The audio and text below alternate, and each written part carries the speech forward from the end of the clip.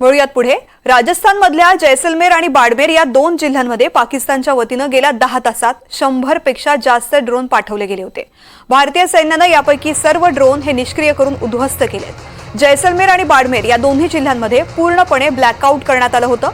Jaisalmer fort आणि इतर महत्त्वाच्या ठिकाणी सुद्धा पाकिस्तानच्या वतीनं हे ड्रोन पाठवण्यात आले होते. या परिसरात शेल्स पाठवून पाकिस्तान बॉम्ब गोळे टाकलेले आहेत. राजस्थानच्या बाडमेर शहरात आणि श्री गंगानगरमध्ये रेड अलर्ट जारी करण्यात आलाय. नागरिकांनी घराच्या बाहेर निघू नये असं आवाहन माईकवरून प्रशासनाकडून करण्यात येते. बाडमेर आणि श्री गंगानगर या दोन्ही शहरांमधील दुकानं बंद करण्याचं आवाहन करण्यात येते. गेल्या 24 तासात या दोन्ही जिल्ह्यात ड्रोन हल्ले करण्यात आले. हे सर्व हल्ले भारतानं परतवले असले तरी खबरदारी म्हणून दोन्ही जिल्ह्यात अलर्ट जारी करण्यात आलाय.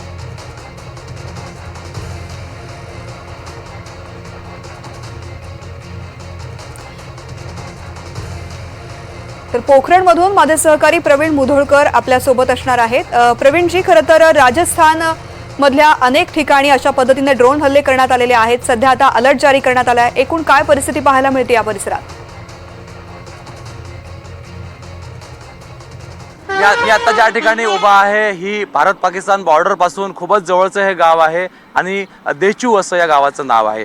पोखरणचा परिसर आहे हा आणि पोखरण मध्ये वाळवंट जे आहे त्या परिसरामध्ये चाचणी नेहमी केली जाते. मोठे जे बॉम्ब्स असतात, अणु चाचणी जी आहे ती सुद्धा काही वर्षापूर्वी या ठिकाणी 2दा करण्यात आली होती. तोच हा पोखरणचा भाग आहे. हा वाळवंटाचा भाग दिसतोय आणि याच पलीकडून ड्रोनचे हल्ले जे आहे ते गेल्या 2 दिवसापासून सुरू आहे आणि गेल्या 24 तासामध्ये जवळपास 100वरती ड्रोनचे हल्ले हे करण्याचा पाकिस्ताननं प्रयत्न केला आणि आता हे जे ड्रोन आहे ते तेव्हाच पाडून टाकण्यात आले. त्यामुळे याचे अवशेष परिसरामध्ये पसरलेले आहे. एक मिसाईल सुद्धा भलं मोठं शेतामध्ये पडलेलं आहे आणि पोलीस ते आता घेऊन गेलेले आहे. या परिसरामध्ये दर 2-4 किलोमीटरच्या दूर टँक्स तैनात करण्यात आलेले आहे आणि सैन्य तैनात करण्यात आलं आहे. सुरक्षेच्या कारणास्तव ते आपण दाखवू शकत नाही, पण हे संपूर्ण परिस्थिती शांतता आहे, तणावपूर्ण शांतता आहे. जोधपूर असेल, यासोबत मी ज्या ठिकाणी आहे देचू गाव असेल आणि आजूबाजूचे जे गाव आहे उदयपूर असेल त्या ठिकाणी जे आहे रेड अलर्ट देण्यात आला होता आणि दुकानं जी आहे ती बंद करण्यात आली होती. जैसलमेरमध्ये सुद्धा दुकानं बंद करण्यात आलेली आहे आणि आता शांतता आहे.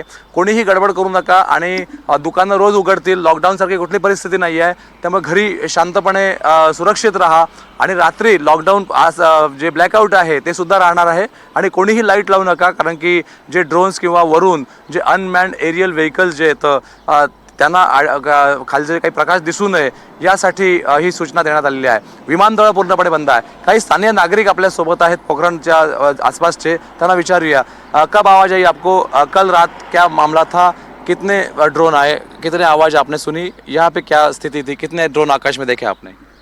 यहाँ से तो बॉर्डर काफ़ी दूर है, लेकिन ड्रोन का तो हमने न्यूज़ में ही देखा है. बाकी सुन रहे हैं कि ड्रोन बड़े आए थे, लेकिन हमारा जो S400 सिस्टम है ना उसने उसको गिरा दिया. तो अपने यहाँ पे कोई इतना बड़ा हलचल नहीं हुआ. ओनली फॉर जो अपने इंडियन एयरफोर्स है ना उसके एयरक्राफ्ट जाते हैं, वो साउंड आता है. और यहाँ इंडियन जो आर्मी का है कैंप भी लगे हुए पीछे, यहीं इंडियन आर्मी होल्ड करके है. जब तक हमारी इंडियन आर्मी है हम सेफ है, हमें कोई तकलीफ नहीं है. हमें इंडियन आर्मी पे पूरा भरोसा है. आप बताइए कब यहाँ पे आवाज़ कब आई आपको? कल रात कितने बजे हमला हुआ? रात को 3:30-2 बजे लमसम. कितने देर चले आवाज़ चली है? लमसम कितना, आधा घंटा, 10-15 मिनट. तो रात को ब्लैकआउट जब होता है तो पूरी लाइटें बंद करते हैं आप लोग? हाँ, पूरा बंद करते हैं. जी, आप बताइए इसके पहले ये स्थिति कब देखी आपके पूर्वज जो होंगे, दादा परदादा, उन्होंने कब पता इस तरह ब्लैकआउट वगैरह हुआ? मैंने पहले नहीं देखी, ये पहली बार ही देखी मैंने. तो बुजुर्ग क्या कह रहे हैं कि उन्होंने इसके पहले कभी आपकी हुई थी लड़ाई. तो आप बताइए यहाँ पे कृष्णा जी, इसके पहले कभी आपने इस तरह से मिलिट्री यहाँ पे घूम रही है, जगह जगह पे चेक पोस्ट लगे हुए हैं? नहीं देखे सर, पहले नहीं देखे. अभी चल रहा है, बहुत गाड़ी चल रही है यहाँ पर. कल शाम को गाड़ी कम 100 गाड़ी निकली यहाँ से फौज की और जैसलमेर हम चले गई थी. और रात को 3:30 बजे तक गुजरात आई 4-5 बड़ी आवाज़ से आई. और बाद में लाइटें सब बंद थी. देशों में घर पर ही लाइटें बंद थी, अंदर सोते थे सब, कोई दिक्कत नहीं है. टैंक्स वगैरह जा रहे हैं यहाँ से, टैंक्स वगैरह जा रहे हैं यहाँ से, मिसाइल्स वगैरह जा रही है, आवाजाही हो रही है यहाँ से. हाँ, 4-5 बार आ रही रात को 3 बजे. और आणखी पण काही लोक आपल्यासोबत आहे. आपका क्या कहना है, क्या स्थिति नियंत्रण में आनी चाहिए जल्दी? नाइट में वो एरोप्लेन का आवाज़ आया था 4 बजे से 5 बजे तक कल नाइट, और उससे पहले ड्रोन आए थे. बस आकाश में क्या कैसे क्या क्या दिखा आपको रात को? आकाश में कुछ भी नहीं दिखा है, आवाज़ आ रही थी बस, दिखा कुछ भी नहीं. नाइट यहाँ पर हम देख सकते हैं कुछ खेतों में कुछ मिसाइल जैसे कुछ नुमा चीजें गिरी है, इधर नज़दीक में आसपास कहीं गिरी है. कहीं इधर नज़दीक में कहीं भी नहीं करी, देशों के आसपास कुछ भी नहीं है. आप बताइए, क्या लग रहा है आपको? भारतीय सेना जो है चप्पे चप्पे पे यहाँ पे लगी हुई है, विश्वास है भारतीय सेना पे, और आप हौसला बुलंद करने के लिए भारतीय सेना का क्या मैसेज है आपका? तो आप पर विश्वास है कि मुझे सुरक्षा देगी और मुझे कोई आशा नहीं होगा. आप बताइए, यहाँ पर कितनी गाड़ियाँ देखी आपने, आर्मी की हो या टैंक्स हो? बहुत गाड़ी देखी है आर्मी की, और हमारा फौज पर विश्वास ही है, ये वो तो होता है तो हम सुरक्षित ही. कितनी गाड़ियाँ देखी हो, कुछ अंदाज बताएंगे आप? 150-200 गाड़ी रोज जाती है इतनी गाड़ी? डेली. आप सुरक्षित महसूस कर रहे हैं ना खुद को? सुरक्षित. आपण पाहू शकतो आता 6 लोक जे आहेत ते या परिसरामध्ये म्हणजे ज्या ठिकाणी तणाव आहे जैसलमेर परिसरामधून 6 संशयितांना ताब्यात घेण्यात आला आहे. त्यांची चौकशी सुरू आहे. त्यामुळे ब्लॅकआउट रात्री पूर्णपणे या 4-5 जिल्ह्यांमध्ये केलं जातं. उदयपूर असेल, जैसलमेर असेल आणि यासोबतच देचू गाव जे आहे, मी तिथं उभा आहे, आणि पोखरण आहे, या संपूर्ण ठिकाणी ब्लॅकआउट केलं जातं. दुकानं आता बंद करायला सांगितलं आहे. सायरन लावण्यात आले आहे ठिकठिकाणी. हे सायरन वाजवून दुकानं पूर्णपणे बंद केली जात आहेत. पण दुकानं उद्या पुन्हा उघडली जातील. त्यामुळे लॉकडाऊनसारखी कुठलीही परिस्थिती नाही आहे. घरी शांतपणे राहा आणि कुठल्याही पद्धतीनं गडबड करू नका असं सांगितलं जात आहे. पोलीससुद्धा या ठिकाणी आलेले आहेत आणि पोलीस सांगतायत की जमाव जो आहे तो जमवू नका, आणि पोलीस प्रत्येकाची खात्री जी आहे ती पटवून घेत आहेत. त्यामुळे आर्मी असेल किंवा पोलीस असेल, स्थानिक प्रशासन असेल, ते या संपूर्ण परिस्थितीवर लक्ष ठेवून आहे. आणि कोणीही कुठल्याही अफवांवर विश्वास ठेवू नये. सोशल मीडियावरती कुठल्याही पद्धतीनं हे असे पोस्ट जे आहे ते पाठवू नका असं सांगितलं जातं आहे. त्यामुळे आज या ठिकाणी शांतता आहे आणि तणावपूर्ण शांतता आहे. मी पुन्हा एकदा तुम्हाला वाळवंटाचा परिसर दाखवतो. याच गावाच्या मागे हे वाळवंट दिसतं आहे आणि या वाळवंटाच्या पलीकडे संपूर्ण लक्ष ठेवणं अत्यंत अवघड आहे.